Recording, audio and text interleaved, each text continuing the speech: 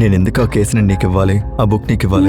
ఈ case solve చేయడానికి reporter అయి ఉండాల్సిన అవసరం లేదు. రిపోర్టర్ కున్న తెలివితేటలుంటే చాలు.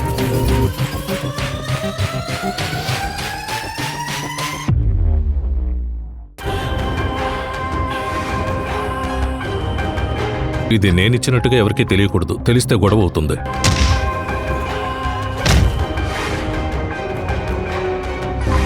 అన్ని సమస్యలకు ఈ బుక్కే కారణం. కథకి మరోవైపు అనేది ఒకటి ఉంటుంది. ఆ బుక్ లో ఉండేలాగా అందరూ చావలేదు కార్తీక్.